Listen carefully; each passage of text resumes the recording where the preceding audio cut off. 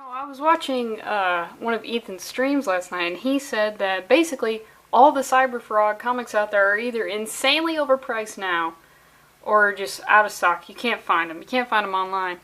And my question to you is, why were you not able to predict market trends like I did? I mean, the reality is, I wanted to read Cyberfrog because Cyberfrog hype is at an all-time high, and I figured I could get some views, get some subs, and I was right. But why didn't you think of that before I thought of that? Why didn't you? So luckily for you, I did buy some, and I'm going to make videos about them, and probably, I'm funnier than you. So we all win. So I've got Cyberfrog, Reservoir Frog, number 2. Now, if you did watch my video for the first issue of Cyberfrog, Reservoir Frog, God, that's a mouthful, right? That comic did rip me a new anal pore, and I gotta tell you, sitting down, working out, walking in general is quite the struggle. But I gotta say, shitting is easier, so you gotta take the good with the bad. Now, I will say, stick around, or at least click to the end of this video, because we get some Cyberfrog revelations that I couldn't have predicted. We get to know his real name. We get to see his mother. It's crazy. Okay, so we look at this cover and we see Cyberfrog. He's looking a little bit more mechanical than usual. And he's got a thing that makes me want to pull this and will open up his brain. So in the previous issue, he had guns come out of his arms. He was being attacked by the Swarm, which is like his natural enemies in the New York City wild. And he was about to be just completely obliterated, and he had guns pop out of his arms, and then they disappeared. And then he emerges in this issue with this. But I'll skip the first page, but we see what looks to be a bug emerging out of the swamp. But then it looks more like those, I can't remember what they're called, but those big, like, robots from RoboCop and then from Family Guy. Where is your hall pass? So we start the issue, and we're at a traffic secret laboratory, which is Cyberfrog's New York gang. Oh, man. Where were you when the world stopped turning? So we see we got, so the hierarchy of this is, or the graph of what's going on here is, there's a gang called Traffic, and they have beef with Swarm, and I believe Mr. Blue is in charge of Traffic, and then everybody sort of hates Cyberfrog. It's, I believe what I want. So I've got some of these guys. Mr. Blue is checking on a traffic laboratory, and we see this guy right here, which is Scorpion, who's leader of the Swarm. Swarms are bugs that live in the sewer who are getting real tired of living in a dank place. And I know that we've all decided dank is a dope-ass word, but in '96, when a place was dank, it was full of mold and shit. And we didn't like it. Now we like it. We love it. So we see Mr. Blue's guys, some Traffic members, are just blasting Scorpion, and you can't. This shit's like armor. You shot a Scorpion, it would just piss it off. It would just you gotta literally get down on the ground and just start ripping their limbs off. That's how you take them out. So he holds up this guy he was interrogating, so he absorbs all the bullets, and he throws them around, and he stutters a little bit. So then he uses his scorpion tail. Are scorpion tails like half the length of their body? I know thresher sharks, their tail is half the length of their body. I gotta feel like scorpions are 80% tail. But this guy can't fucking believe it. He's like, oh man, jeez. He just like, just thwacks them all to death. And he's like, I'm gonna tear this place to the ground, because he's trying to diversify his portfolio. He's trying to, create franchises that aren't sewer-based. Because, sewer business has a good demographic, but it's very limited in the type of business you can do, you know what I'm saying? So, he gets a little bit of a recap here, I'm not going to read it. I made a video about it. And we see that now he looks like this. Good God. Just when you thought Cyberfrog couldn't be cooler, let's look at this. So he's got more of these shoulder things. He's got this thing that makes me want to pull the tab down and get that belt off him so I can go to jail for a very interesting crime. Oh, we got this swirly thing. And he said, she asked him if he feels okay. And he's like, okay, okay. Kid, I feel like a 20-gallon canister of Black Flag. So, my question is, how did Ethan go from, unless there's some sort of alcohol called Black Flag back in the day, Black Flag to me is a punk band. So how did Ethan go from listening to punk rock music like Black Flag, the punkest punk band of all time, to listening to like Frank Sinatra? Listen to like, I don't know if he's ever said it, but I feel like he listens to Barry Manilow. So how? What sort of traumatic event triggered that? But just look at him. He's got so much more. You can't really tell in this one, but he's got so much weaponry. He's got these guns. I feel like he did like 2-a-days for leg day. So much more metal. I mean, I don't know what these are. Missiles perhaps. But, goddamn. So, I'll skip this page, but basically, the events of the previous issue were happening, or at the end of the previous issue, in Reservoir Frog #1, the swarm starts attacking Cyberfrog's, apartment, which is an empty warehouse. Cyberfrog is not materialistic. He likes simple things. He likes fried chicken. He likes caffeine. He likes terrible TV. That's all you need to know about him to love him. So the swarm is attacking his warehouse apartment building, which probably is some other people's apartment building, if we're gonna be honest. So these wasps are at his warehouse and they're spitting cybernetic stuff. I'm reading exact quote. All over the building the way wasps make nests with their saliva and bits of wood. And at this rate, the whole place will be covered in a matter of minutes. So he gets pissed off because they're trying to take his home from me. They took their home.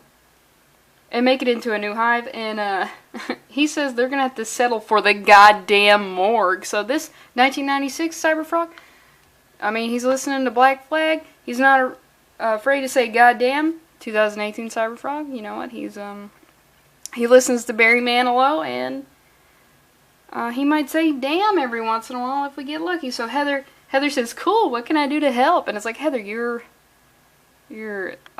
I don't know if it's been revealed yet in the comic, but she's a 16-year-old girl, which, what, Cyberfrog? How did that relationship manifest itself? So he says, you can't do shit because this is real, and he gives her some comic books to read, and he just says, read these comics till I get back. And we get this awesome scene. I sort of feel like this pose is Cyberfrog's, his pose where he's bent over like this, but as you can see, he's got way more guns. Oh, it's like he's got these, like, turrets? Not really, I don't know, but just these, I feel like these things are pulsars of some sort. He's got shotgun shells on his shoulder shotguns. I mean, that's going to be hard to reload with those on his shoulder, but that just lets you know how much of a badass he is. And he's saying, like, oh, she cracks me up. 16 years old, thinks she knows every damn thing. Doesn't even have a knife. Heather, how can you not even have a knife? All you gotta do is run into a mall ninja, and he's got like 10, 11 knives on him at all times, but don't sneak up on him, because those mall ninjas will cut you. And she's ready to take on a whole army of the most dangerous gang in Manhattan. The Swarm. The kind of attitude gets you killed out here these days, with or without help, and I'd like to keep that girl alive for as long as possible. What are you up to? You got a plan in the works that ends after 2 years? She's my only friend. Damn it! Why did you have to make me feel things, Cyberfrog? You're supposed to be a cool 90s guy. You can't be getting serious talking about she's your only friend. Come on. So, we head back to the traffic compound, and we see Scorpion silhouette, which I gotta tell you, a little bit less than impressive. And, the more elevated among us find the doorknob to be a simple enough affair. Oh, this is this guy, Mr. Blue. Scorpion says, you, which man, I hope I reach a point where I have an enemy where I can just go into a room and just go, ew. That happens all the time in movies and TVs. I've never done that before in my entire life. Maybe I'll get there. And he says, how I dreamt of this moment, exacting vengeance for the way you created me and threw me away. So Mr. Blue is the one who's created Scorpion, created the swarm. He's into cryptogenetics, engineering, secret new life forms using animal DNA and cybernetics. Your no, that's not even right. No, it was right. You create and destroy freely, disposing of your waste into the... Well, I mean, where am I supposed to put it? In the streets? I'm not from India. Hey-oh, that's racist. It will stop. Oh, I mean, if Mr. Blue could create a giant scorpion monster and swarm bugs, why couldn't he create some speech classes for you to take, Mr. Scorpion? You know what I'm saying? And Mr. Blue, he's not having it. He's just like, oh, what? Show this monkey to the door? No, throw him out the window instead, because Mr. Blue, he doesn't have the, and he doesn't care about his babies. He's a bad father. We see this thing, which, that looks, I mean, I haven't been to New York, but I imagine all the cats look like this. Very rough. Very, very fuzzy somehow. Very skinny and yet very fuzzy. Spite wants a piece of him first. This cat's name is Spite. Everything's sharp. Like, a lot of Cyberfrog's enemies are just super sharp. Go look at my video for Reservoir Frog #1 and look at Dementipede. Holy shit, that thing is scary looking. And I gotta wonder, did Spite name himself? Because if you name yourself Spite, that's gonna clue me into you may have a little bit of self-confidence issues. But if you named your cat Spite, well, you hate your cat. I mean, no one made you have to get a cat. So, we see, Scorpion, he starts spitting, he's thwipping, which I thought that was copywritten, but whatever. And he's not worried about it. He's not worried about this stupid-ass cat. He's a scorpion.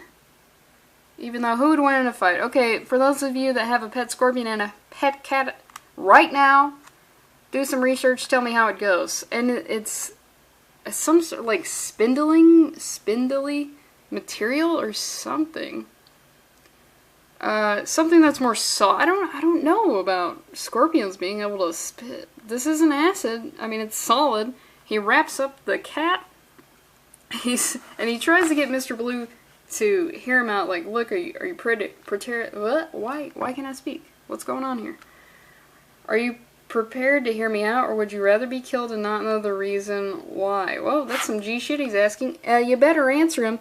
And Mr. Blue, personally, I'd rather die without having to listen to your sob story as a preface. Whoa. Somebody, if I get in this situation, that's what I'm going to say right there. Just fucking kill me, you bitch. I don't want to hear your sob story. I don't want to try to make deals to prolong my shitty life. Let's just get on with it. So kill me, your life won't be worth a nickel on the streets of New York. Oh, no. Forget that. I'm going to say that really quick. I feel like I can talk fast. I can get all this out before I'm straight up murdered. That's more than it's worth now, fool. Oh, Scorpion. What are you worth? Like 3-4 cents? Come on, man, you're a giant scorpion. I mean, you kind of look like you're made out of gold. I feel like you could sell that. But he demands penance, and what does he do? You're like, oh, there hasn't been a lot of violence. What if I showed you this? Holy shit, look at this. And his facial expression makes it even more violent. He managed not to cut this man's beautiful ponytail. I mean, look at that. He preserved that ponytail, but he also slashed that larynx, that pharynx, that esophagus, that trachea. Have I named everything? Is there anything else in my neck that goes in there? There's a voice box on the floor somewhere. He feels liberated. I mean, if somebody feels liberated and they look like that, get out wherever you are. Try not to be in an enclosed space with this guy, because he will shoot everyone down. Or just, if you see a giant scorpion, man, probably just walk away. Just walk. I mean, even if he's just getting a coffee, just walk away, because I don't think it's going to lead to anything that's good. Destroying one's creator is an experience not to be missed. And now New York City has a new kingdom. Man, we got a lot of pages to go through, and I've been talking. So, it cuts to Ben Reilly, which was in the first issue, not of Reservoir Frog #1, but in the first issue that I did, the other Cyberfrog. And, he turns into this monster for an amulet. He runs into a character from Reservoir Frog #1. He gives him his own amulet, and he turns into this bug thing. Okay, let's go. We got Cyberfrog in this beautiful spread. I feel like Ethan is a fan of these double-page spreads. And he says, if I don't stop these punks soon, I better start checking the classifieds for a new lower-end apartment. And in New York? Yeah, right. I knew today was gonna suck. So, just look at him, and then we see Rumblebee, is this sort of really great image of Rumblebee here. And we see that the swarm has other bugs as well in the background. And he says, have the boys bring up some scalpels and can openers. We're gonna dissect an amphibian in a tin can. And this you can really see the artillery that Cyberfrog is working with. And he calls him, he says, "Aw geez, Fumblebee." I mean, if it could focus, like, that'd be cool. "Aw geez, Fumblebee, I was hoping we could just start shake hands and part friends this time. I'll see myself in bleeding hell first." Which, what? Where's he from? Jolly old England? When did that happen? And then Cyberfrog, he starts fucking blasting everyone. So many people are dying. We get this beautiful shot of him jumping in the air. Just look at this. He's got like a fucking tank on his shoulder. Good God. He's ready to rock this town. Rock it tonight. I mean, some of his things he says seem a little off to me. So, Rumblebee, he sends in the worker bees, which I assume are the lowest caste of the swarm. And they actually get some shots in. They start blasting him. And, I don't think you're going to convince anyone that it is rabbit season, but his armor's being ripped to shreds. He's losing balance. He can't tell the ground from the sky. He just, oh man, like a sack of potatoes. He just hits the ground. And he tries to plead with Rumblebee, aka Fumblebee. What possessed ye to I guess he is British or something. How can a bug have an accent? What's up with that? What possessed ye to stick your bloody snot in our affairs, Cyberfrog? This is my home. Cyberfrog, quit reminding me I have a heart in my cold-ass chest. And then Rumblebee just gives him this look. Oh, I love this design. The way Ethan draws these faces, oh, it's incredible. Not no more. The swarm has annexed it. Worker bees finish him off. No. And then eventually Heather, she gets tired of reading comics. And she decides, you know what? She's going to play it cool. Which, how do you play it cool when there's a giant insect Cyberfrog war? Wait, why isn't he eating them? Oh, he likes fried chicken. That's right. You think I'm making it up? I'm not making it up. So she says she's going to play it cool. Which, how do you play it cool in war? You act like you don't want war. But then you blast fools. She's trying to find Froggy. And, oh God. What are you waiting for? Kill me. So she's not having it. He's like, God damn. Oh, that's that second. God damn it. He's dropped. Heather, I told you to keep your ass inside like a woman should. Why aren't you cooking up him victory fried chicken? And instead of using, you know, whatever grease people use, you put some Coke in there. Also, I'd like to say, Cyberfrog does prefer Coke over Pepsi. So if he hasn't won you over yet, surely that'll do it. And Rumblebee, he just, I love this motion right here. Just, you can feel him pulling the gun from behind him and doing that. Don't look at my keyboard. Don't look at my fucking keyboard. And he said, didn't mark you for the romantic type, Cyberfrog. Say goodnight, skirt. Always refer to women as skirts. I'm going to tell you, it's good. And then he jumps in front of her. He jumps in front of her. His only friend. Oh my God, I'm getting weak. And there's a previous page where he sort of threatens him a little bit. And he wills himself to jump in front of her. Assuming that he sacrifices himself. When did he get these? When did he get anvil earrings? I don't recall seeing those, but you know, whatever. Just, Cyberfrog, he will save his friends. I didn't take him for the type because he's so damn radical, but it's good to know that he's like that. I mean, especially if your friend looks like this. I mean, I feel like there's maybe some ulterior motives going on there. I mean, do frogs have dicks? I don't know, but I feel like Heather's going to find out. And, so Cyberfrog, he is basically straight up dead. And she's threatening Rumblebee, and he's like, what are you gonna do? How are you going to do this? And we see this thing. Now, this thing is from the first page that I didn't show you, that looked like a bug that emerged from the swamp. An offense has been committed here. Punishment, total extermination. Swarm, stand to your good. You're dead. You're dead. You're dead, bugs. Why does no one have raid? Why is no one using raid? And everyone's just getting fucking destroyed. Even Rumblebee. R.I.P. I loved you. I mean, I don't know how did you have an accent? Sentencing is passed. And then Heather's, what are you?